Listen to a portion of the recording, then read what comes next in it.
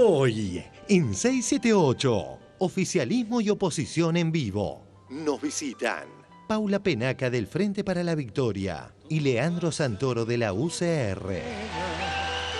La violenta agresión de la Policía Municipal de Poce a militantes por ver películas con chicos. La desafortunada respuesta del intendente masista. Un grupo de militantes de la organización La Cámpora y vecinos de la localidad de Villa Adelina, que estaban participando justamente en ese momento de una actividad para chicos, fueron golpeados por efectivos de la Policía Municipal del partido de San Isidro. ¿No le da vergüenza? Estamos con los chicos mirando una película. Por favor. ¡Hay criatura! ¡Gancho! ¿Qué me lleva?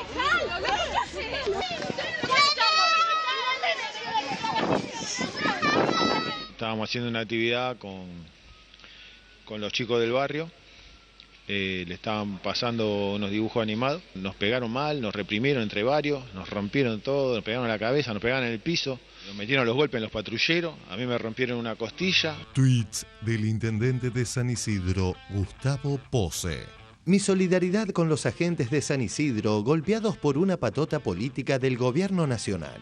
No nos podemos acostumbrar a que haya policías agredidos cuando cumplen con la custodia de los vecinos y del espacio público. Recurrente metodología patoteril. Cuando un grupo de choque de Poce agredió a jóvenes radicales. Página 12, noviembre de 2012. Las trompadas por encima del consenso.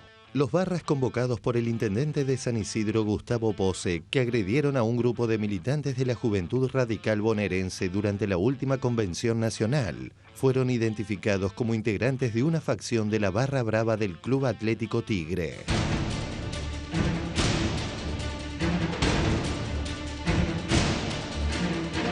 La masa de enlace contra el bolsillo de la gente. Paquete de leyes que tienen por objetivo central reducir a cero retenciones al trigo, reducir retenciones a la avena, reducir retenciones al arroz en las economías regionales. Irresponsables y grandilocuentes medidas vinculadas a la caída de los derechos de exportación.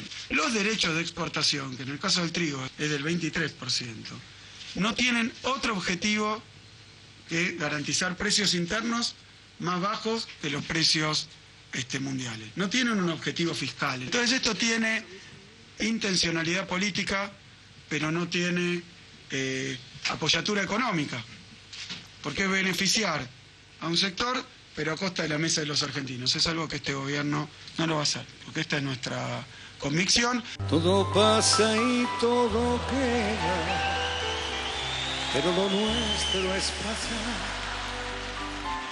pasar haciendo camino sobre la mar.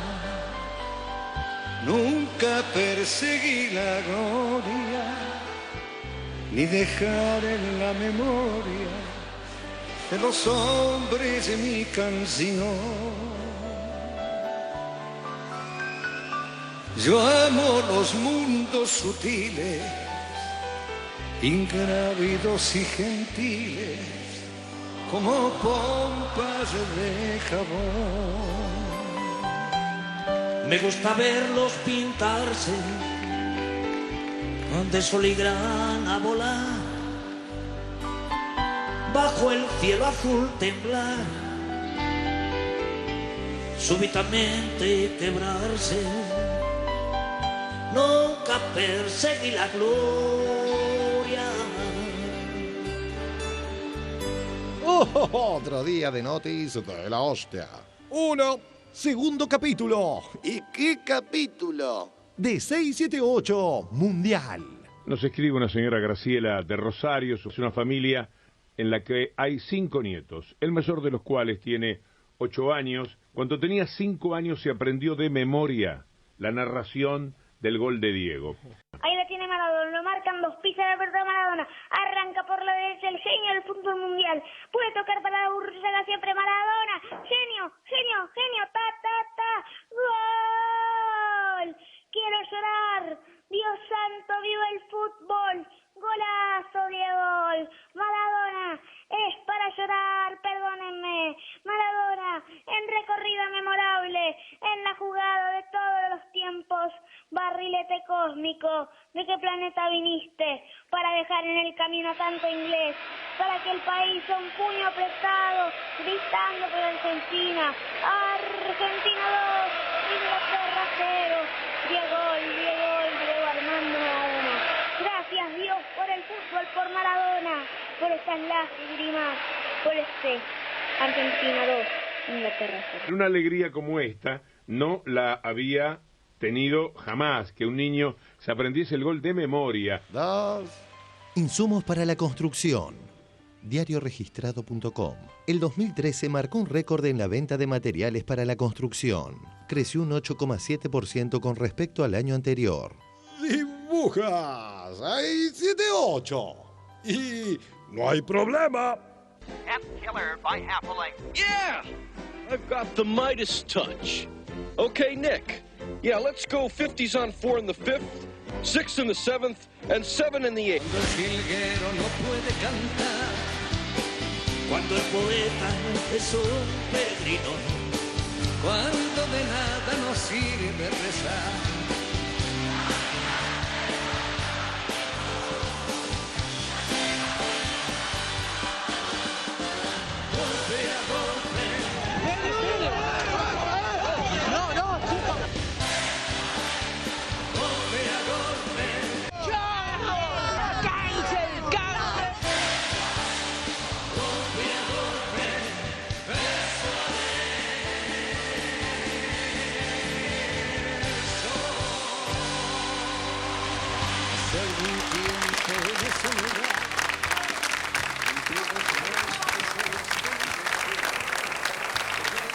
Compatriotas de la patria grande, bienvenidos a otra edición de 678, en el día en que se cumple un centenario de aquella jornada en que Henry Ford decidió aplicar la línea de montaje. No es poco, compañeros del programa Buenas Noches. Según lo prometido, tenemos hoy a dos jóvenes militantes y dirigentes de dos añejos partidos de la patria. Voy a presentarlos porque pese a su juventud tienen ambos una larga trayectoria. Bienvenida Paula Penaca. Muchas gracias. Paula Penaca.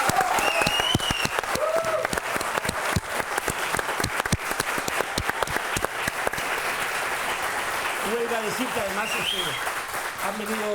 han venido ambos con la familia, por ejemplo, para llamarme de algún modo. Paula Penaca es legisladora porteña por el Frente para la Victoria, es, como diría Girón, una chica de Flores, tiene una añeja militancia, a pesar de muy jovencita, ha militado en villas, pertenece a la agrupación, es una de las responsables de la Cámpora en Capital Federal y asumió el Día de Santa Lucía, el 13 de diciembre, como legisladora.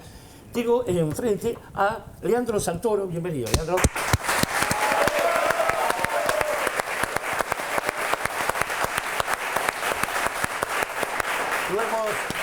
Aquí en el programa a Leandro. Leandro es miembro de la agrupación Los Irrompibles de la Unión Cívica Radical, es licenciado en Ciencias Políticas por la UBA, es docente, tiene 38 años y yo no voy a hacer comentarios, es politólogo graduado en la Facultad de Ciencias Sociales de la UBA, docente de Sociedad y Estado en UBA 21, ha estado en el programa de Educación en Cárceles también, ¿no? 22. Y fue presidente de la Juventud Radical de la Ciudad de Buenos Aires y fue, y no es poco dato esto, colaborador y amigo personal del expresidente Raúl Alfonsín. Y actualmente sos el subsecretario de Orientación Estudiantil del Ciclo Básico Común, ¿no? Y asesor del presidente de la Auditoría General de la Nación, Leandro Despuy. Bueno, bienvenido, Leandro. Bienvenida. Paula, gracias. Quiero dejar en claro que esto no es un debate, no es que yo voy a decir no se peguen abajo del cinturón, simplemente tenemos las voces de dos jóvenes militantes de dos partidos importantes de la patria y la idea es que, bueno, cambiemos opiniones, cambiemos figuritas y todo eso. Ahora, es una pena tener que empezar este programa con el primer informe de 678 con la violenta agresión del cuerpo municipal del intendente Pose, en este caso a militantes de la Cámpora, pero los radicales ya habían probado ese tipo de receta. Vamos al informe y empezamos a charlar. Desafortunada respuesta del intendente masista. La violenta agresión de la Policía Municipal de Pose a militantes por ver películas con chicos.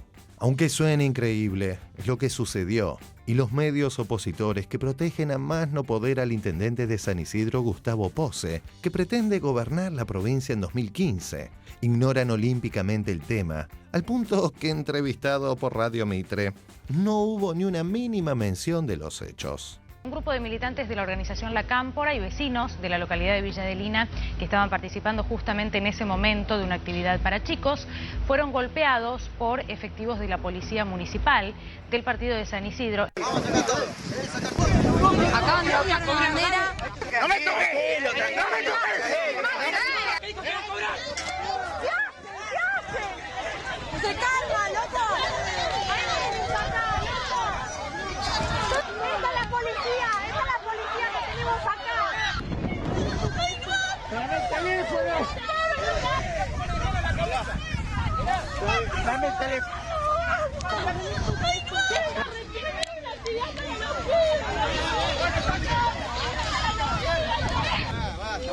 No es la manera, ¿eh?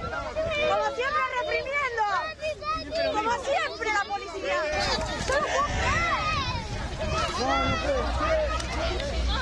¿Qué me da vergüenza? Estamos con los chicos. Estamos con los chicos mirando una película. Por favor. ¡Hay criatura! Nacho! ¿Qué me lleva?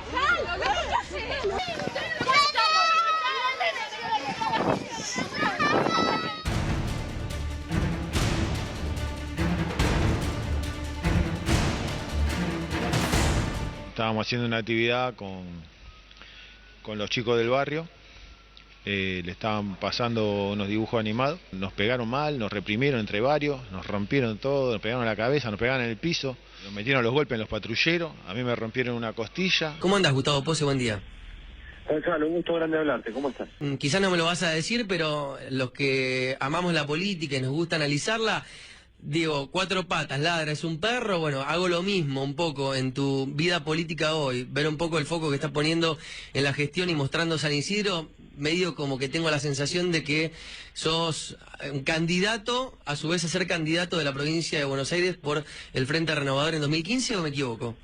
Uno lo hace porque la gestión hace que se dedique a eso. No fuiste parte jamás del Frente para la Victoria, ¿eso te da un punto a favor? ¿Puede haber una garantía de que a futuro el Frente Renovador va a seguir unido pese a que haya 2 o 3 exponentes de este espacio político que quieran ser candidatos a gobernador de la provincia de Buenos Aires? Sí. Gustavo Pose, gracias por atendernos esta mañana de domingo. Que tengas buen día. No, a ustedes. Gracias. Adiós. Por la atención. Solo a través del Twitter Pose se refirió al tema y lo hizo de forma provocativa. Tweets del intendente de San Isidro, Gustavo Pose. Mi solidaridad con los agentes de San Isidro golpeados por una patota política del gobierno nacional. No nos podemos acostumbrar a que haya policías agredidos cuando cumplen con la custodia de los vecinos y del espacio público. Más allá de la cínica recurrencia al argumento del enfrentamiento, es obvio que de existir la imagen de un policía golpeado, Pose y Massa lo hubiesen difundido. Pero por el contrario, el ocultamiento de los medios dominantes de la violenta agresión guarda estricta relación con el citado posicionamiento político de Pose. Medio como que tengo la sensación de que sos un candidato, a su vez a ser candidato de la provincia de Buenos Aires por el Frente Renovador en 2015, ¿o me equivoco? Uno lo hace porque la gestión hace que se dedique a eso.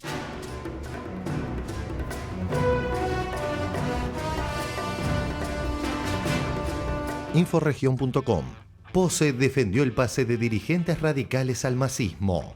El intendente de San Isidro, ahora alineado al Frente Renovador, Gustavo Pose, lo atribuyó a que el espacio que lidera Sergio Massa tiene un proyecto firme de gobierno de la nación y en las provincias. Los dichos de Pose respecto del alineamiento de un sector de la derecha radical con el también derechoso Massa retrotraen a cuando sus fuerzas de choque agredieron, y vaya metodología, a jóvenes radicales. En página 12. Las trompadas por encima del consenso. Una patota vinculada con el intendente de San Isidro, Gustavo Pose, se enfrentó a golpes con militantes que responden a Leopoldo Moró.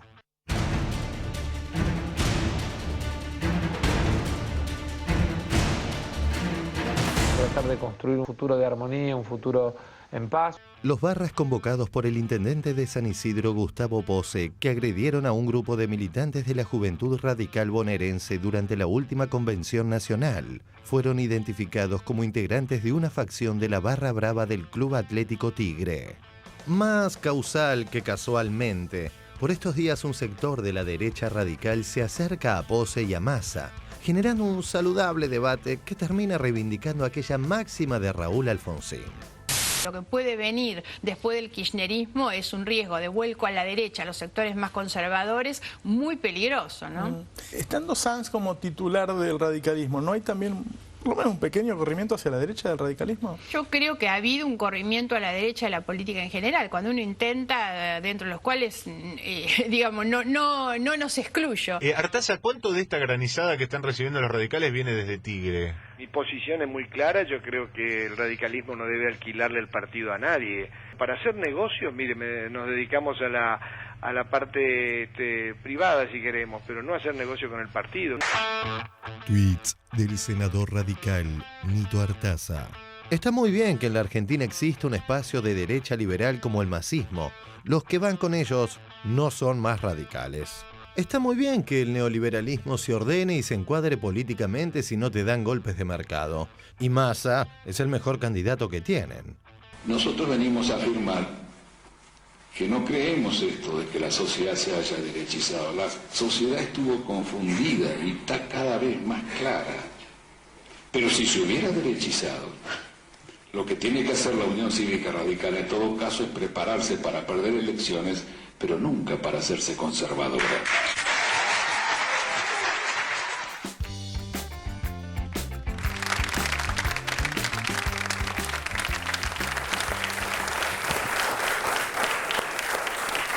Con 30 años, 3 décadas cumplidas de democracia, un signo inequívoco de esa democracia es la posibilidad de un diálogo como el que tendremos hoy.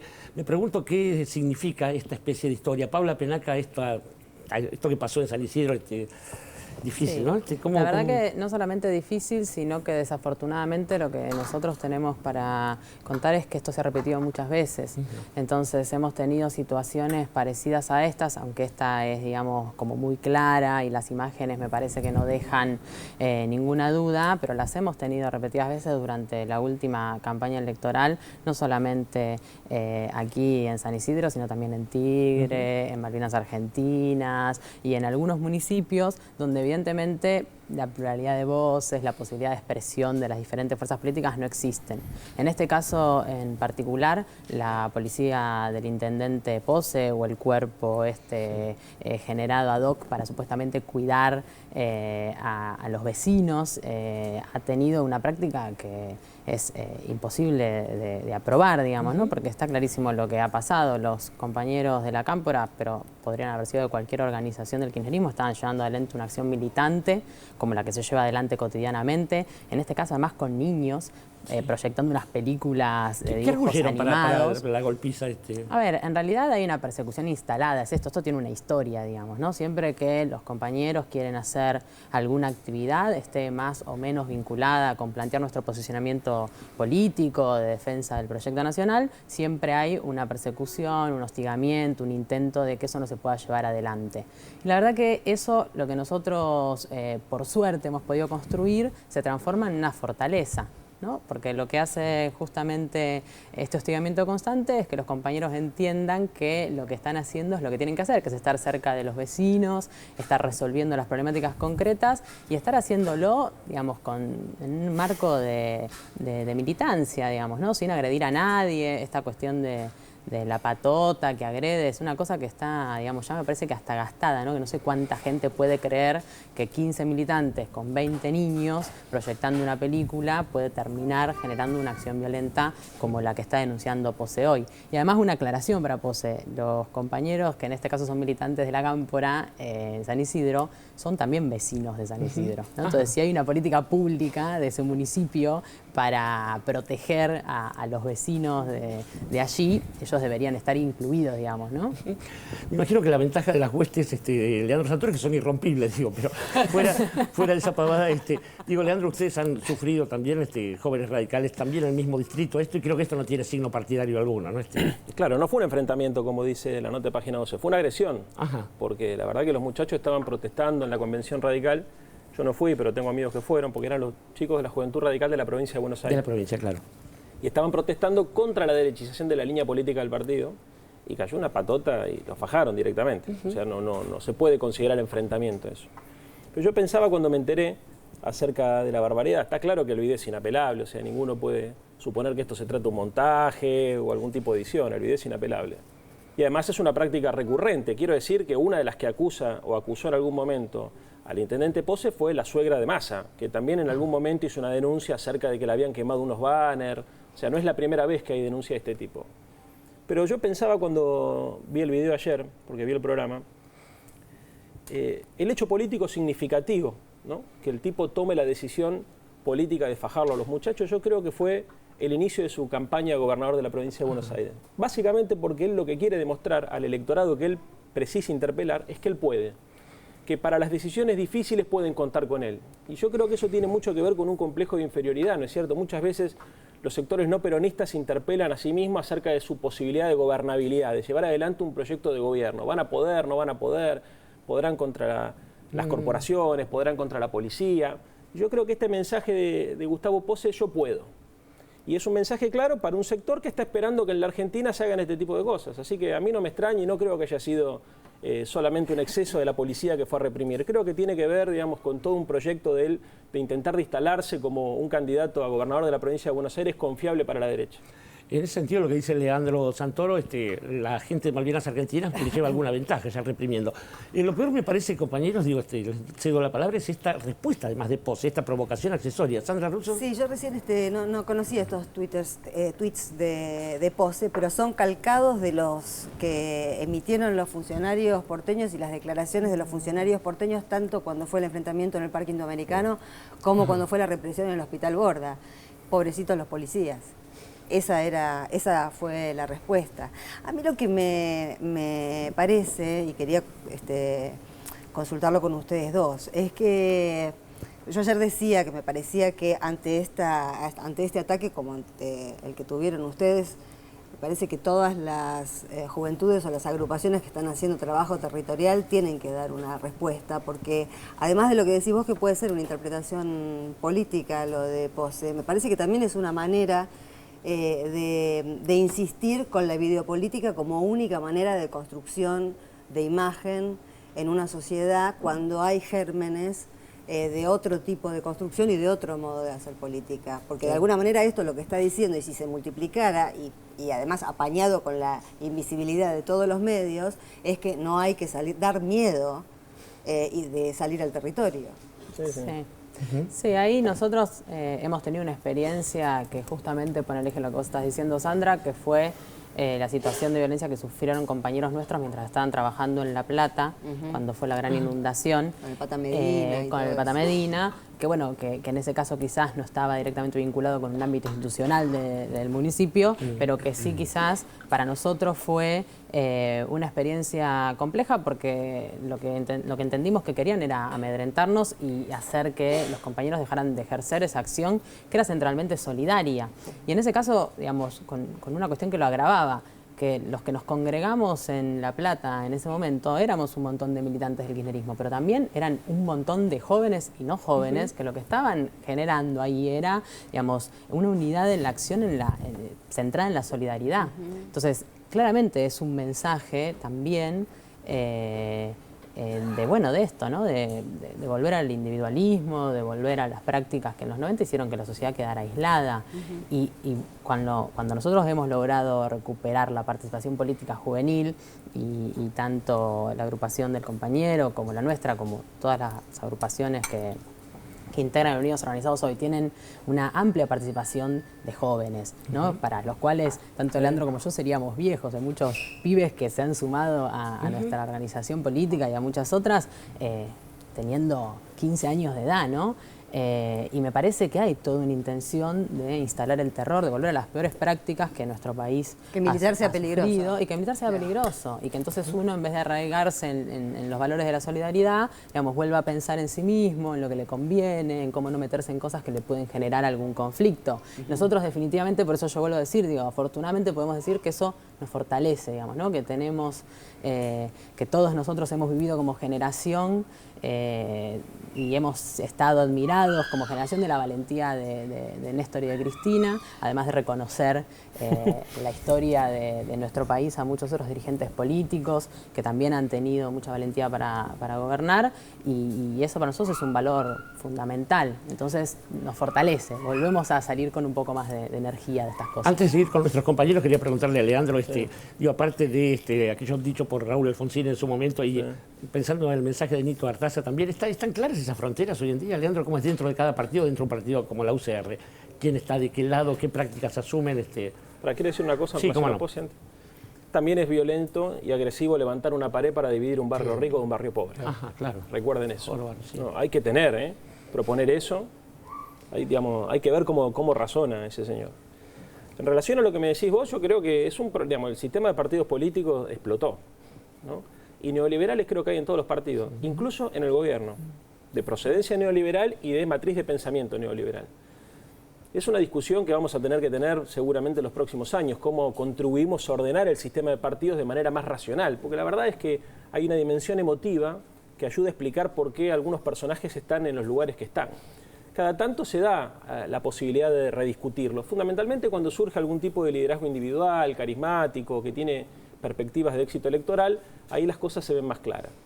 Y te quiero hacer un comentario también en relación a una parte que decía el informe. Se hablaba de los radicales que saltaban, ¿no es cierto? La verdad que lo paradójico de la situación es que hay un grupo de radicales, de intendentes radicales, pequeño, pero que siempre es el mismo, el que se ocupa de saltar de un espacio político al otro. Y si bien a mí me enseñaron que no hay que personalizar en política, como el informe habla de Gustavo Pose, quiero hacer una breve recorrida acerca de su historia personal, para que vean lo falaz del argumento de decir que él se va del radicalismo porque no tiene espacio de contención ideológica o espacio de debate. Gustavo Pose estuvo hasta hace... Bueno, ahora está en el Frente Renovador de Sergio Massa. El año pasado estaba con Macri, no estaba con Massa. El anteaño no estaba con Macri, estaba con Ricardo Alfonsín. Anteriormente a eso estaba con Julio Cobos. Antes de eso había sido parte de los que apoyaron la transversalidad de Néstor y de Cristina. Antes de eso había coqueteado con Margarita Stolbizer y con Lilita Carrió. Y antes de eso acompañó la fórmula de Rodríguez A porque su padre integró el binomio presidencial.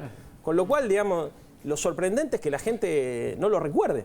O sea, yo creo que lo ayuda a la cara el señor, digamos, porque la verdad habría que avisarle de más Altamira que no lo vaya a tener en cuenta. Pero honestamente, porque no le queda representante del arco político para ir a seducir. Está Patricia Bullrich, ojo. Bueno, pero ahora la tiene en el PRO, Patricia Bullrich. Claro, no, pero quiere decir esto, y está claro además que cuando las papas queman el tipo se raja. Él y hay un grupo de dirigentes políticos que tienen esta técnica de acumulación política sobre la base de que ellos necesitan la sábana del gobernador o del presidente para poder garantizar su espacio de poder territorial. Y la verdad que esto tiene que ver con la individualización de la política y con el vaciamiento del debate ideológico. O sea, por eso yo creo que tanto la compañera como nosotros apostamos al fortalecimiento del sistema de partidos para evitar que este tipo de cosas degraden la relación de la política con la gente. Mariana. Yo quería recordar una nota que publicó Rajendorfer en agosto del 2013, donde él justamente lo que contaba en esa nota y denunciaba era que el candidato que aportó Gustavo Pose como candidato a concejal a las listas del masismo era un ex comisario de la maldita policía de apellido Rebollo, que además nada más y nada menos tenía un archivo de denuncia en la CONADEP por haber participado del circuito CAMPS en el centro Coti Martínez. Quiero decir, no es yo con esto retomo lo que decía Leandro, digamos, no se trata de solamente de individualizar la vida política de Gustavo Pose, sino en todo caso de ver cómo se le está hablando a ese electorado. Y este intendente aportó a la lista de Massa un candidato a concejal que tiene una denuncia en la CONADEP. Entonces, no es un detalle menor que sea justamente ese candidato, el aporte, y ese intendente el que se maneja de esa manera. Hay una lógica en todo eso. Cuando uno, y retomo lo que dice el periodista de Radio Mitre, si tiene 4 patas y ladra, efectivamente es perro. Sí, ciertamente, Edgardo. Sí, yo quería retomar algo que dijo Sandra y que quedó un poco no tratado, que es este tema de la respuesta política de las juventudes. En los 70 y en los 80, todos conocemos el nivel de... me refiero a los 70 antes de la dictadura y los 80 después de la dictadura, para que no haya confusiones. Sí, sí. Todos recordamos el nivel de conflictividad y de antagonismo que tenía la política argentina. Sin embargo, el movimiento de juventudes políticas logró, en ambos periodos, encontrar una plataforma de acción única, por más que sus respectivas conducciones estuvieran en posiciones antagónicas, y se forjó ahí una especie de generación de militantes, pero también de dirigentes políticos. Algunos nos encontramos y seguimos acordándonos de esas cosas. De cuando militamos en las secundarias. Claro, de la época de Freddy Storani, del radicalismo, Seguro, en fin, no hace falta hacer nombre. Pero digo, ¿qué posibilidades ven ustedes que están participando en un debate amplio, generoso, con reconocimientos mutuos, de recrear esto? No lo digo en las mismas condiciones, pero digo ante el problema de la violencia policial. El problema de la violencia policial no es un problema que se pueda someter a una discusión ideológica. En el país no se puede discutir ideológicamente. La cosa de Pose no merece ningún comentario, salvo el repudio más total, porque gente con chicos que le pega a la policía solamente lo puede delirar un tipo que no tiene ningún principio político. Entonces, digo, yo no creo que pudiera ser que en el caso de la agresión contra los militantes radicales, firmar un documento o hacer una movilización en repudio pudiera ser acusado de prorradical, o de estar jugando en la interna radical, o repudiar el ataque a la gente de la Cámpora pudiera ser hacerle juego a las políticas del gobierno. Creo que hay un espacio, una franja, no sé cómo lo ven ustedes, que hay para hacer cosas que además forma en la juventud, en la militancia juvenil, un espíritu que me parece que nos haría a todos muy bien, ¿no?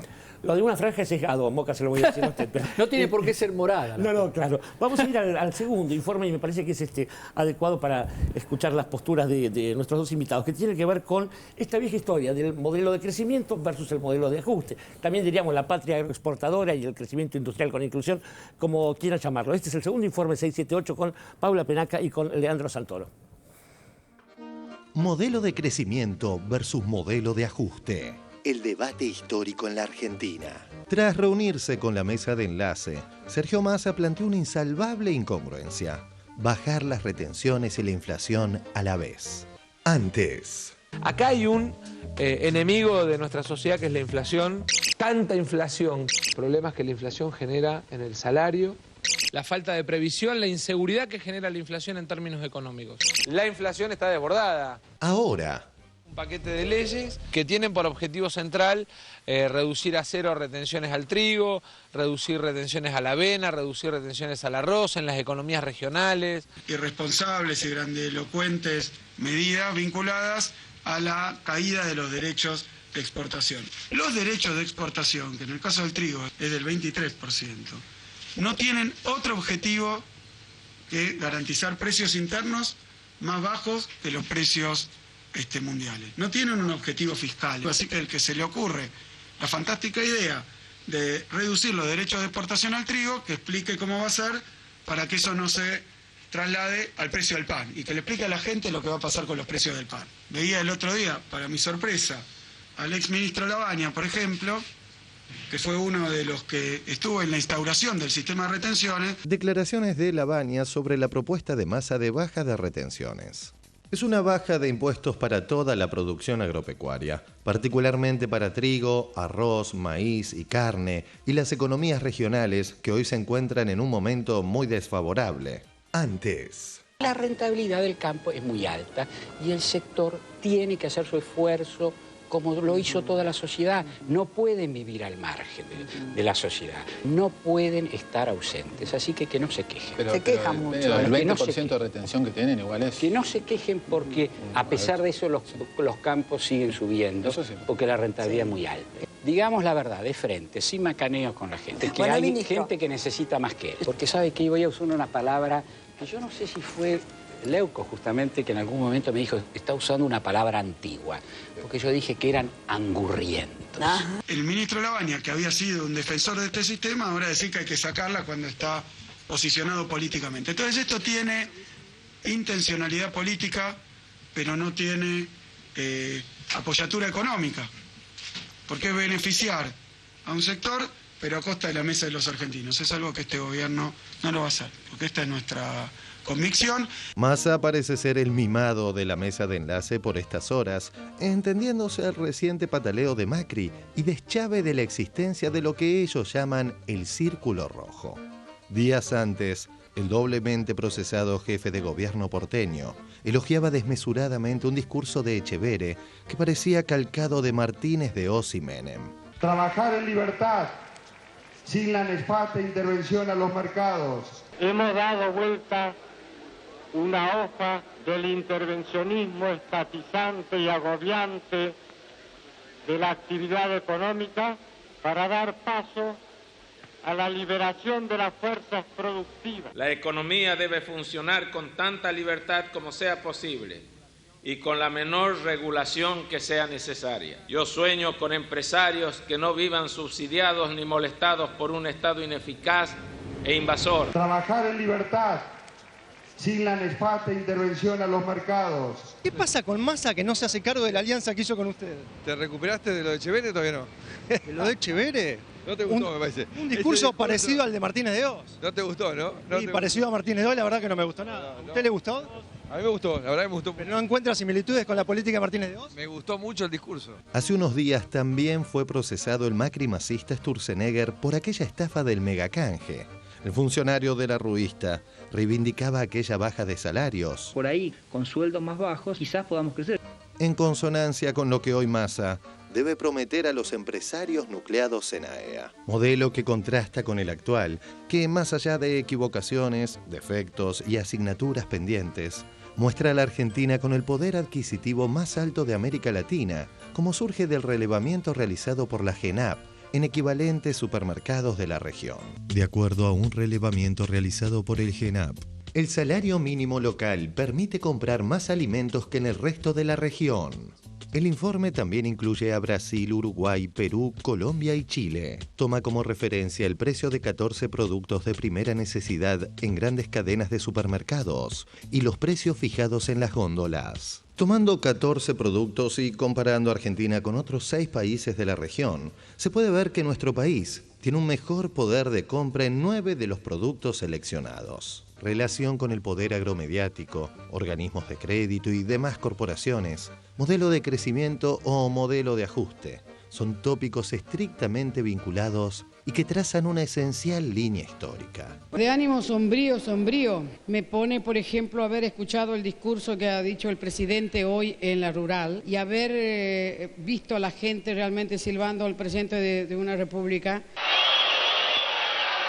No creo realmente que sean productores agropecuarios los que tienen este comportamiento.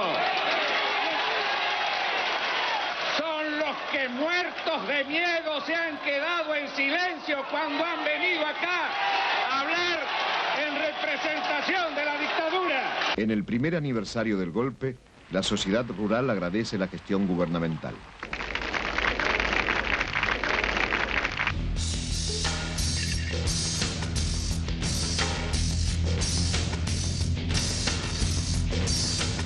Realmente es algo que me preocupa. Me preocupa a qué presidente vamos a respetar en este país. El Alfonsín que sirvió a la sociedad rural, que se le plantó a Reagan en los jardines de la... Eso es el discurso de los 80 del Alfonsín. Los presidentes cuando se encuentran en una cumbre o algo así, como se llame, se intercambian los discursos. Cada uno sabe lo que va a decir. Papá no hablaba inglés, pero le traducen. Lo que que había cambiado el discurso. Claro. Entonces él agarra el de él, lo guarda en el bolsillo y le contesta las cosas que había dicho Reagan.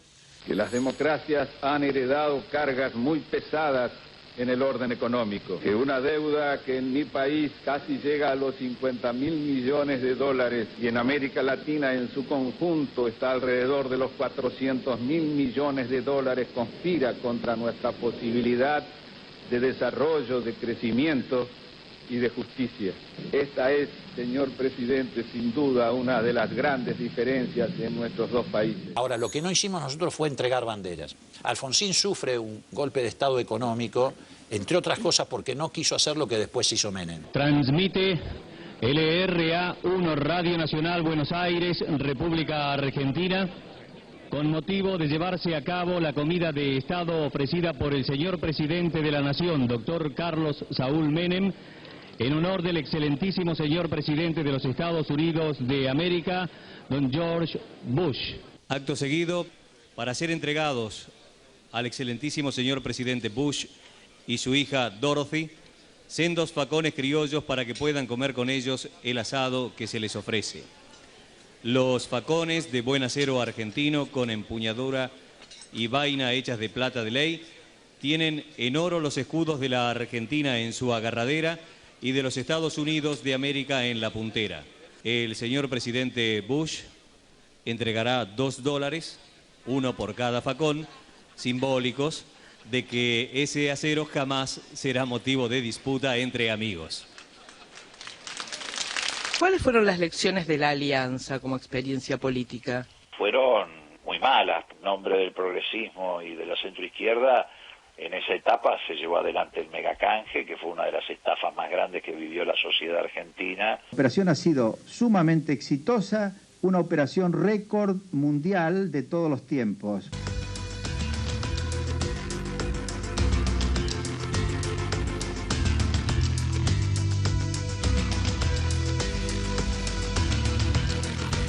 Efectivamente se ha lanzado el megacanje, es un alivio financiero, va a provocar un ahorro en los pagos de la deuda externa de la Argentina. ¿Cuánto aumentó por esta operación de megacanje la deuda? 56.000 millones de dólares. Bueno, gracias muchachos. Va a provocar un ahorro en los pagos de la deuda externa de la Argentina. El tema del canje yo estoy seguro que va a salir bien. Lentamente vamos dejando la recesión atrás. ¿Tienen alguna idea de cuánto puede llegar a crecer la economía si crece de aquí a fin de año? Sí, nosotros pensamos que en este momento están dadas las condiciones para empezar a revertir el ciclo. Estamos esperando que para fin de año estemos creciendo a tasas interanuales del 5%. Estamos esperando que para fin de año estemos creciendo a tasas interanuales del 5%. Hoy nuestra independencia está disminuida.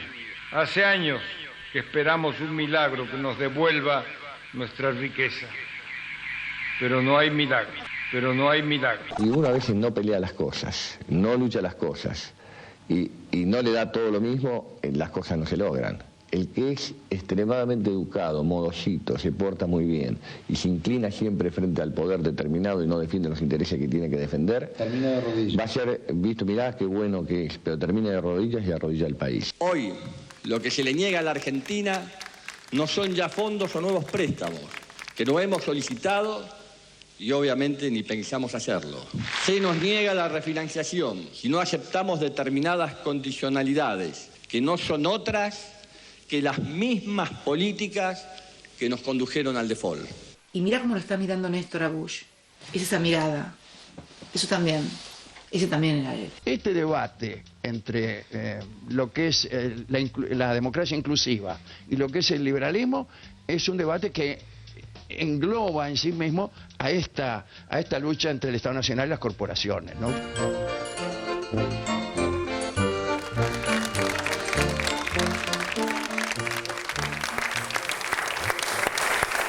Quiero decir que antes de pasar al informe, yo me permití interrumpir la pregunta lanzada por Edgardo Moca para Paula y para Leandro. No, la pregunta no la interrumpiste. No, digo, interrumpir la respuesta, la llegada de la respuesta, porque creo que en verdad tenía que ver con estos grados de unidad y, diferencias eventualmente, pero de afinidades eventuales. Leandro Santoro, todo suya la palabra. La pregunta del profesor. Es lo mismo, ¿no? Como por donde quieras el profesor. A las agresiones. El colega soy ahora. Antes era el profesor. Claro, fue profesor mío, Moca. Pero vuelve al marzo, mire. Bueno. Adelante. Mira, en relación al diálogo político, por supuesto. Digamos, el MOJUPO, el Movimiento de Juventudes Políticas, hace falta. También creo que hace falta el debate institucional del conjunto de las fuerzas políticas en el Parlamento y afuera del Parlamento. O sea, nosotros como socialdemócratas y como alfonsinistas siempre bregamos por la convergencia democrática, por la concertación. La idea es nuclear no solamente a las fuerzas políticas o sociales que tienen representación funcional, sino también nuclear a las que representamos supuestamente el interés general, que somos los partidos políticos, porque tenemos experiencias del Consejo Económico y Social, donde se nuclean sindicatos, la patronal y los laburantes, digamos, ¿no es cierto?, mediados por el Estado. Pero lo que le hace falta a la Argentina verdaderamente, a nuestro criterio, es un ámbito más grande, más institucional, más orgánico, donde a la mesa de negociación se sienten los sindicatos, los representantes del capital, el Estado y el conjunto de las fuerzas políticas para poder acordar básicamente tres cosas: gasto público, salario y precio. si nosotros no avanzamos en serio, digamos, en una concertación de esta naturaleza, va a ser muy difícil que podamos resolver el tema de la inflación. Así que si yo creo como militante político y como socialdemócrata que hay que convocar a este tipo de diálogos, instancias de discusión, ¿cómo no voy a creer que hay que construir un espacio con los jóvenes que seguramente además vamos a tener más afinidades, ¿no es cierto?, por proximidad generacional y además por experiencias militantes? O sea, tal vez a diferencia de nuestros mayores, yo a Paula no la conocía, pero sí conozco los compañeros de la cámpora de mi barrio y militan a la par nuestra, o sea, disputando espacios, claro, con las paredes, las pintadas, o sea, digamos, disputamos espacios, pero militan a la par nuestra, entonces eso facilita mucho las cosas a la hora de poder discutir un proyecto de futuro y ya quedaremos en conversación con Paula para ver qué se puede hacer. Paula. Sí, centralmente, digamos, yo creo que este gobierno ha demostrado que tiene voluntad de convocar a las diferentes fuerzas políticas, lo ha hecho durante estos 10 años, digamos, lo ha hecho incluso incorporando dentro de las fórmulas electorales a otros sectores, digamos, políticos del país, quizás con poca suerte, pero ha sido esa la intención. También yo creo que, digamos, se vienen discutiendo los temas que importan al país todo, convocando a los diferentes sectores, las cuestiones, digamos, que nombraba recién Leandro. Entiendo que, bueno, después definitivamente quien define el rumbo económico de un país es quien gobierna, digamos, y eso también es parte de la democracia, porque es quien ha sido elegido para eso, pero sí creo que se abre al diálogo. Y en relación a la confluencia de los espacios juveniles de la militancia, en determinadas cuestiones que nos convoquen a todos y que sean representativas de la militancia de todos, nosotros ahí, digamos, consideramos que eso se hace en la práctica política militante, ¿no? Y muchas veces donde encontramos alguna dificultad en este último tiempo es en algo que también hablábamos al principio y que creo que tiene que ver con el primer informe, que es que quizás hoy los espacios políticos, ¿no?, los partidos, las representaciones políticas que realmente están sustentadas en ideales, están un poco desfiguradas. Entonces, cuando nosotros quizás tenemos que emitir opinión y poder hacer una acción política de conjunto con otros sectores juveniles de otros espacios políticos, eso es complejo, ¿no? Si no hay una conformación previa de eso, una identidad, una coherencia, ¿no?, esos sectores puedan sostener en el tiempo, desde su práctica política, desde su discurso, una misma idea, a veces cuesta esa confluencia. De todas maneras, entendemos que es lo que hay que buscar y intentamos avanzar hacia ese lugar. Norita, y a cualquiera de ustedes, supongo que tienen preguntas para nuestros invitados, porque la idea es escucharlos. Sí, no, una pregunta a Leandro con respecto a lo que planteaba recién de esta posibilidad de un diálogo político amplio con los distintos sectores que conforman, digamos, el aparato económico, social, político de un país. Mi pregunta va a ¿cómo se instrumentaría esto? ¿Cómo hacer para hacer viable este diálogo sincero cuando vos ves que actualmente de parte del gobierno se está convocando un acuerdo voluntario de precios? Y una de las primeras advertencias que hace uno de los grandes supermercadistas es decir, bueno, miren que el tomate puede aumentar y esto genera toda una discusión con los productores, poniendo en evidencia, si se quiere, cuando esto se hace público, los intereses subalternos que hay en este acuerdo y cómo juegan estos intereses.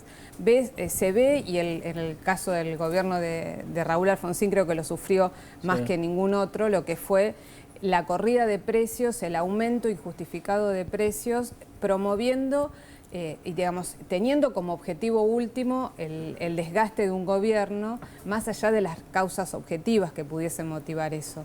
¿Cómo se hace para garantizar esa gobernabilidad, ese diálogo sincero con sectores que especulan tanto y que evidentemente muchos de ellos están en contra directamente de determinado proyecto político?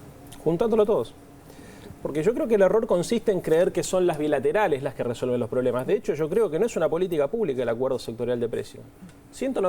Al acuerdo sobre 190 productos es una oferta de un supermercado, eso no es una política pública. Acá lo que hace falta es equilibrar todas las variables, básicamente. O sea, gasto público, precios y salario. Juntar al conjunto de los actores alrededor de una misma mesa y empezar a construir una práctica que obviamente que en la Argentina estamos desacostumbrados, que es la del diálogo sincero y de cara a la sociedad.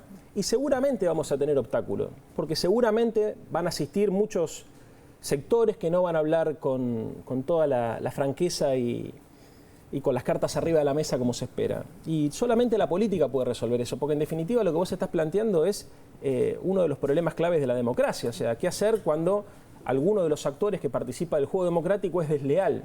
Bueno, Alfonsín lo padeció muchísimo. De hecho, nosotros creíamos en su momento, y a la luz de los años y del tiempo recorrido, estamos seguros de ello, defender los intereses populares, y en 1980, 1985, 86 tuvimos a la CGT como una de las principales corporaciones petardeando todos los proyectos populares que lleva adelante de estabilización y de crecimiento que lleva el gobierno de Alfonsín. Y sin embargo, Alfonsín nunca dejó de creer en la convergencia y en el diálogo. De hecho, mucho tiempo después, Ubaldini le termina pidiendo perdón. Lo que creo que se está asistiendo hoy en la Argentina es un debate particularizado y sectorializado, y eso es un error, porque en definitiva la búsqueda de consensos implica de alguna manera poner todas las cartas sobre la mesa y hacer participar a otros actores sin temor a que eso implique la licuación del propio poder.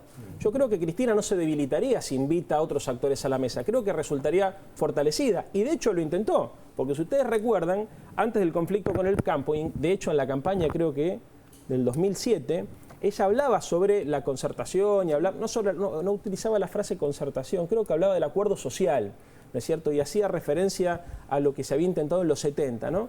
Y después el conflicto del campo lo terminó desarmando, o sea, bueno, se ve que en algún momento eso estuvo en la agenda del gobierno. Creo que es hora de retomarlo, porque como decías vos, el poder no democrático de las corporaciones es muy fuerte.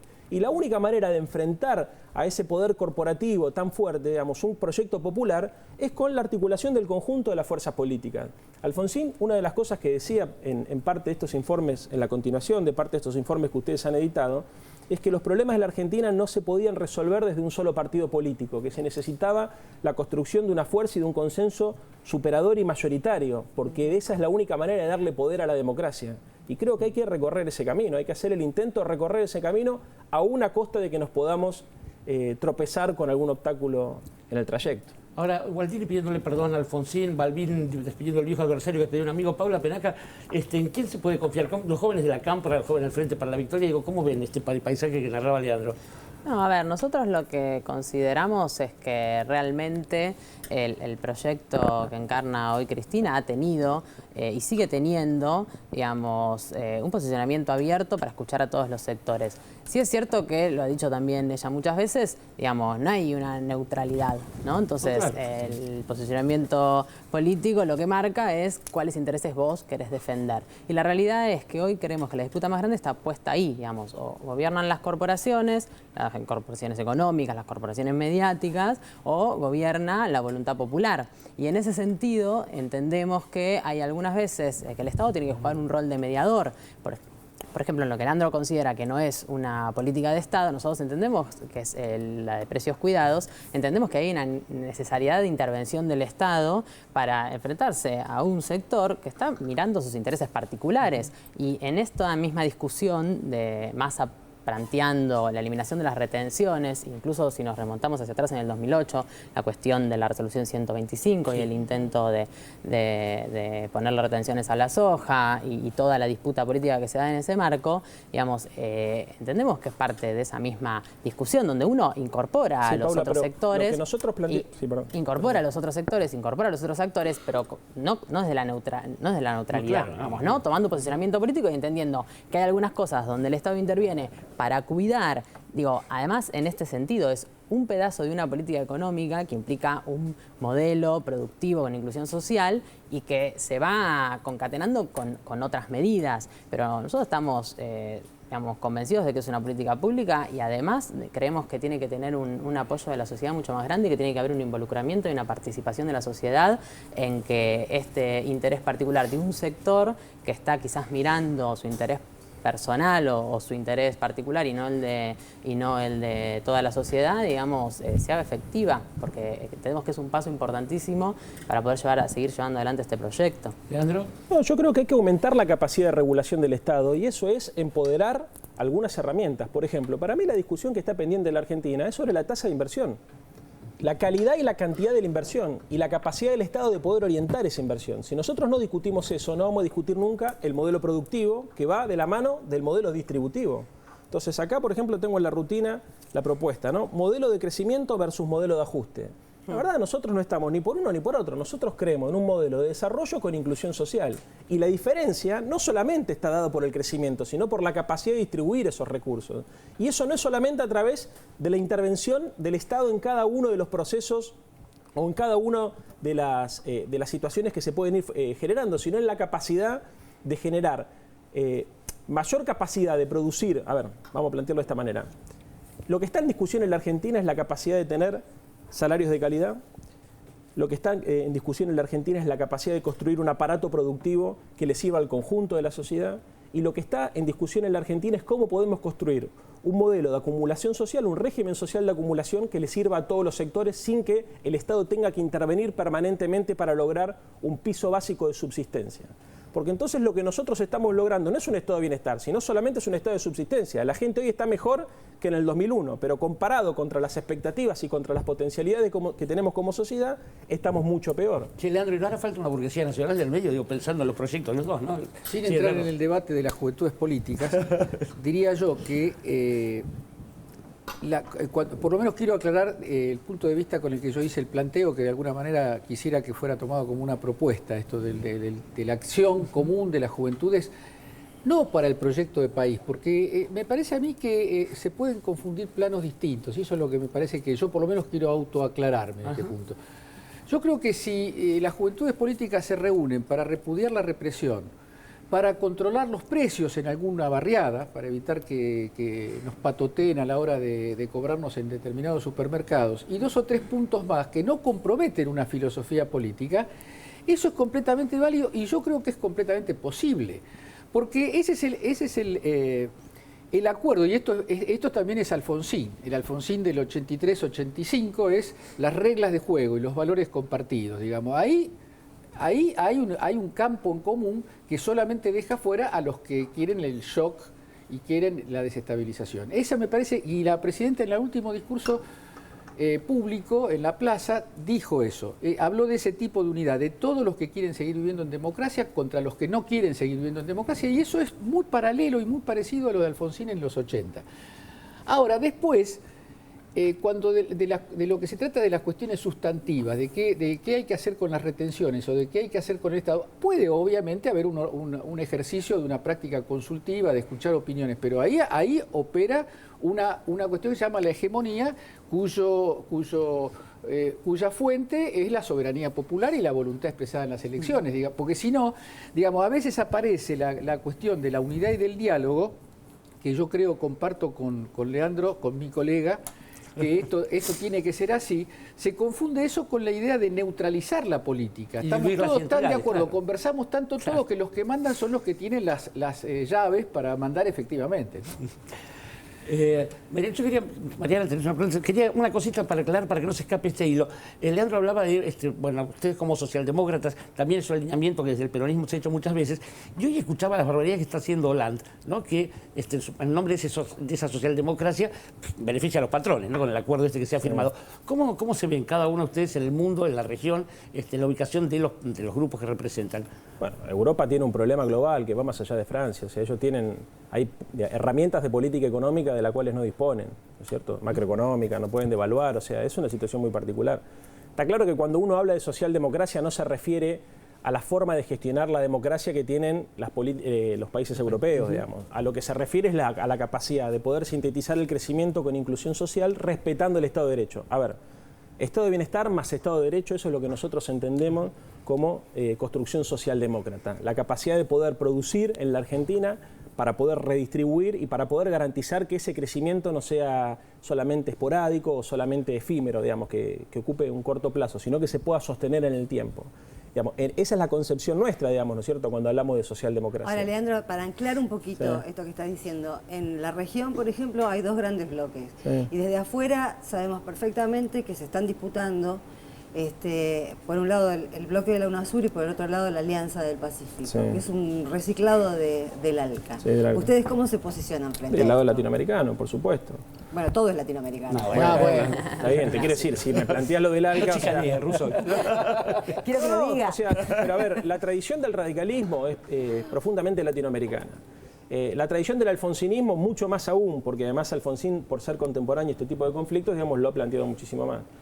Está claro que nosotros coincidimos con que es necesario construir, digamos, un comercio, digamos, del sur fuerte, digamos, que potencie y que le permita a la región poder competir en el mundo.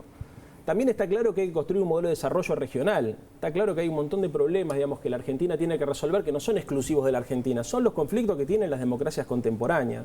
Ahora, nosotros como argentinos y como militantes políticos, lo que planteamos es que el modelo de crecimiento, así como está planteado, no le alcanza a la Argentina. Comparado contra la desaparición del Estado que sufrimos en los 90 es un avance enorme, pero comparado contra las potencialidades de la Argentina, la verdad que queda muy chico. Porque estamos viendo un estado de subsistencia. Lo que nosotros no hemos logrado hacer es construir una matriz económica productiva y distributiva que le permita a la gente poder desarrollar su proyecto personal, su proyecto de vida. Pero si vos agarrás y mirás las características de la estructura social de la Argentina, te dan ganas de llorar. Yo veía el informe, por ejemplo, que habían pasado ustedes ayer, creo, en relación a la capacidad de compra del salario mínimo en la Argentina. La verdad, a mí me da vergüenza el salario mínimo en la Argentina. Yo no sé cuántos pollos se puede comprar con el salario mínimo. Lo que te puedo asegurar es que no podés sobrevivir. O sea que si a vos te toca la mala suerte de vivir con el salario mínimo, seguramente la vas a pasar muy mal. Y eso te va a generar depresión, angustia. Entonces, no veo no veo la inteligencia de mostrar que en la Argentina un salario mínimo sirve para comprar más pollo que en el Perú o que en Bolivia. La verdad que eso es para asumirlo como un error. Digamos, y la verdad, me parece que hay cosas para hacer, porque la Argentina no tiene las potencialidades que tiene Bolivia o que tiene Paraguay, tiene muchísimas potencialidades más, por recursos humanos, por la ubicación, por el capital cultural, digamos, porque además, a pesar de todo, conserva un entramado productivo. Digamos, hay un montón de variables que están subaprovechadas en la Argentina. Por eso nosotros hablamos de un modelo de desarrollo con inclusión social y nos definimos como socialdemócrata. Dejando de lado la cuestión de los pollos para evitar estas chicanas que serían injustas, no, Paula Penacal. No, a ver, yo creo que está claro que uno hace una comparación con de dónde venimos, digamos, ¿no? El compañero forma parte de un partido milenario, centenario por lo menos, y, digamos, si han tenido la experiencia de gobernar. Entonces, en ese marco es donde uno parte de algún lugar. Nosotros venimos de un proceso neoliberal que se ha instalado durante más de 30 años en nuestro país.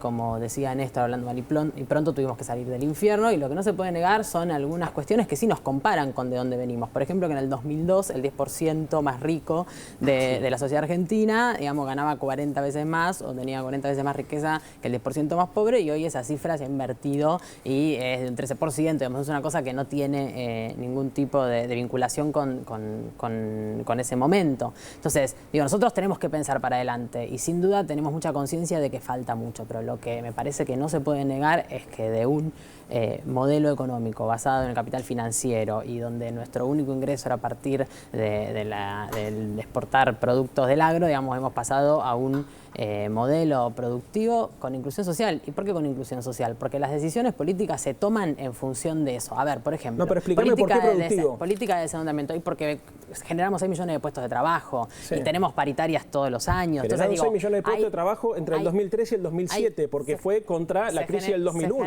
No, pero se generaron 6 millones de puestos de trabajo no contra la crisis del 2001, porque decime vos, si después de la crisis del 2001, digamos, no hubiéramos podido tener un gobierno como tuvimos antes de la crisis del 2001 de la Alianza, porque y yo creo, yo creo que definitivamente, y acá para no entrar en esta discusión, nosotros, por ejemplo, podemos pensar en algunas políticas económicas del alfonsinismo con las que seguro vamos a coincidir. Sí. Por ejemplo, la política de desendeudamiento. Ahora, la política de desendeudamiento del alfonsinismo con la que nosotros podemos coincidir es la del primer año de gobierno del alfonsinismo. ¿Sí? Porque después, cuando uno gestione y tiene que llevar adelante un gobierno, empiezan las presiones, las disputas con las grandes corporaciones. Digo, y ahí es donde sostener eso, definitivamente, si uno lo compara con de dónde venimos, estamos mejor. Si uno lo compara con donde podríamos estar, porque es cierto, y todos coincidimos en que la Argentina tiene muchísima potencialidad, digamos, uno podría aspirar a más. Ahora, en el medio existen obstáculos, existen intereses contrapuestos, y yo creo que cuando uno gobierna yendo en contra de esos intereses, es un poco más cuesta arriba.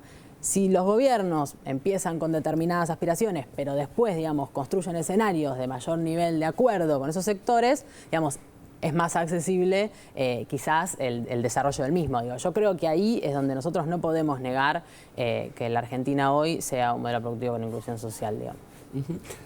Mariana Moyano. No, yo quería retomar las dos cosas, me parece que están absolutamente vinculadas. Un poco la propuesta que hizo Moca, esta reunión, digamos, para determinadas cosas de algunos espacios políticos de las juventudes. Y me parece que en los años, en los primeros 80, después del 83, esa experiencia de la que tuve la suerte de participar, era muy chiquita, pero estaba ahí. Y era muy sencillo estar en esos lugares, porque los que teníamos 13, 14, 15 años en ese momento, podíamos estar ahí porque el malo a la vista tenía uniforme, ¿no? Entonces era como muy claramente ubicable dónde uno se iba a poner, era una cosa muy binaria, la discusión, el principio de esa democracia, los malos tenían uniforme. Pensemos que recién ahora estamos hablando de la complicidad civil, en fin, era como una cosa más sencilla de ubicar. Y relacionaba eso con algo que a mí siempre me quedó grabado, y es que en la última entrevista que yo le hice a Alfonsín, le pregunté de qué se arrepentía, y lejos de decirme lo que yo esperaba, lo que contestó era que él hubiera querido subir las retenciones a determinados productos agropecuarios. Yo me quedé helada básicamente porque no entendí de qué me estaba hablando. O sea, ¿cómo era para un gobierno tan importante las retenciones? Dije, ¿cómo? Con todo el desastre que tuvo que padecer, ¿cómo me va a decir eso? Y me parece que tiene que ver con que ahora quizás esta discusión se da y no hay una cosa tan fácil de decir dónde me pongo, porque los malos a la vista hoy no están tan a la vista. Es todo mucho más complejo, no hay una cara, no hay un uniforme, es todo mucho más complejo. ¿Quiénes forman los precios? ¿Quiénes hacen? De hecho, es tan complejo que todavía hoy tenemos que seguir discutiendo que en el 89 hubo un golpe económico. Todavía. Entonces, me parece que aparece como una discusión en la que seguramente las cosas que dice Leandro de lo que falta por hacer debe tener un 80% de razón, y en lo que explica Paula de por qué no se puede debe tener un 80% de razón, pero me parece que hay una cosa ahí que falta, un tercero en esta discusión, que es ese malo, digamos, frente al cual muchas cosas no habría este nivel de desacuerdo, porque ese malo está escondido muchas veces. Y uno da la pelea por mostrarlo, pero quiero decir, lo que ayer decía Rulo de la Torre, que nos explicaba acá respecto de qué es un monopolio, un oligopolio, le agarras la cuestión cerealera, la trasladás a los medios de comunicación y es lo mismo, lo trasladás al sistema financiero y es lo mismo, o sea, es una Argentina que está con malos que han hecho de la concentración del poder y del ocultamiento de esa cara toda su historia. Sí, hay estrellas invitadas del exterior también, pero Leandro Santoro. Bueno, a ver. En principio, digamos, creo que una cosa, quiero retomar un poco lo que decía la compañera. Está claro que en la Argentina se intentó, después del 2003, creo que inclusive antes, porque la verdad, para ser honor a la verdad, el primero que revierte y que saca a la Argentina de la crisis fue Labaña, con Duhalde.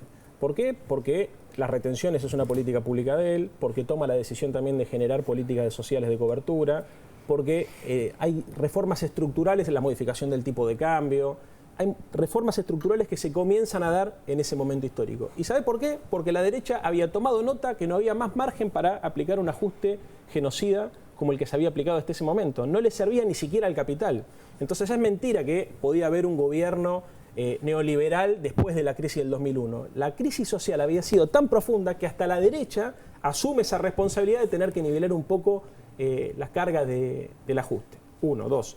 Evidentemente hubo un proceso de crecimiento de empleo, de construcción de empleo, de crecimiento económico. También es cierto que veníamos de una situación donde había una enorme capacidad ociosa y los salarios habían depreciado mucho. Tres, la diferencia entre el gobierno de Alfonsín y lo que estamos viviendo ahora es que a nosotros nos tocó gobernar con déficit, pero con un déficit gigante. Las tasas internacionales estaban por las nubes, los precios de los productos que la Argentina exportaba al mundo estaban por el piso, la situación política era extremadamente compleja, mucho más de lo que es hoy. El cuadro macroeconómico, la verdad que era terrible porque la carga de la deuda externa verdaderamente era complicada. El contexto regional, donde había dictaduras alineadas con los Estados Unidos, hacían o dificultaban la construcción de una agenda de desarrollo económico para el gobierno de Alfonsín, con lo cual creo que no es comparable. Y por último, el tema de el gobierno fallido de la Alianza. Yo creo que en el gobierno fallido de la Alianza se vieron operar varios factores. Está claro que no hubo la decisión política de devaluar, está claro que no hubo la decisión política de romper contra los poderes económicos, está claro que no hubo ni siquiera la claridad conceptual de hacia dónde había que llevar la Argentina. Pero recordemos que en el gobierno de la Alianza había también un montón de compañeros que hoy integran el gobierno nacional. O sea, no es que fue un problema solamente de los radicales que llevamos el país a la crisis. Un montón de funcionarios de este gobierno acompañaron también, porque el sentido común de la época, y ahí es donde nos derrota el menemismo, decía que no se podía gobernar, que había que administrar la Argentina, que era muy difícil generar grandes transformaciones. Y ese sentido común no fue, digamos, la modificación de ese sentido común no fue patrimonio del kirchnerismo haberlo superado, sino fue patrimonio del conjunto de la ciudadanía, que logró superarlo sobre la base de los muertos de la Plaza de Mayo, sobre la base de 20% de desocupación, sobre la base de un genocidio social enorme, y es a partir de esa experiencia traumática que el resto de las fuerzas políticas repensamos nuestro programa y repensamos nuestra propuesta para la Argentina. A ver, yo por supuesto iba a dar un corte, pero Paula Penaca se va a convertir en una chica de San Isidro en vez de Flores. ¿Sí? Así que contestar y vamos a seguir hablando de esto. No, a ver, para mí hay alguna cuestión. Está claro que siempre el contexto condiciona y Leandro está haciendo un relato del contexto del gobierno de Alfonsín, el contexto de la Alianza, y nosotros tenemos el propio, digamos. Y sin duda que hay continuidades porque podría hablarse de una cierta... de una idea de clase política, digamos. Yo creo que lo importante es quién conduce los procesos políticos, ¿no? Y si bien hay un montón de personas que han compartido, que hoy son parte del gobierno del kirchnerismo y que lo fueron en la Alianza, me parece que lo central es que hay una decisión. Hoy hay una decisión política distinta y yo creo que sobre eso no hay ninguna duda, digamos. Y de hecho en el informe anterior aparecía como un caso que lo podemos tomar para ejemplo de esto, en la cuestión del megacanje. Ahí está claro, vos pensás una política de desendeudamiento para hacer negocios y profundizar el endeudamiento de un país, o la pensás como se hizo con el canje de la deuda durante el gobierno del kirchnerismo para generar, vamos, independencia económica, soberanía política, deslindarte de los organismos de crédito internacional y además usar ese dinero para construir la inclusión social que nuestro proyecto construye, destinando esos fondos a políticas como la asignación universal por hijo. Entonces digo, sin duda hay contextos que condicionan. Ahora, las decisiones políticas son las que orientan los proyectos. Vamos a seguir ahora, y antes de ir al corte, es muy triste de ver, contarles con enorme tristeza que a los argentinos, que son su pueblo y el mío, se nos ha muerto como del rayo el gran poeta Juan Gelman. Sirva esta mención simplemente como el comienzo de una gratitud eterna, si esa palabra ciertamente inmortal. Vamos a un corte y ya volvemos en 678. Yo me levanto todos los días con ganas de hacer cosas nuevas. Soy una abuela inquieta. ¿Por qué no hacer un estudio universitario? Yo dije en primer año, con tal que rinda una materia me siento conforme. Aprobé 5 materias. Siempre he leído muy bien. Todas las maestras encantadas, todas me pedían, abuela, que contara cuentos. Hasta el día de hoy encuentro chicos que siento, hola abuela, cuenta cuento. Hay que seguir creciendo por dentro para seguir sintiéndose bien. Quiero seguir siendo útil a mí misma, a mi familia y a los demás. Como Adelma, cada uno de nuestros personajes del año nos demuestra que la tercera edad es un nuevo comienzo. Y qué lindo horizonte es ese, ¿no? Por la energía, por las ganas, por la ternura y por todo lo que nos enseñan, nuestros abuelos son los verdaderos personajes del año. ANSES, con nuestros abuelos y con cada argentino, siempre. Presidencia de la Nación. Alguien me regaló estos aires, yo que estaba por quebrar.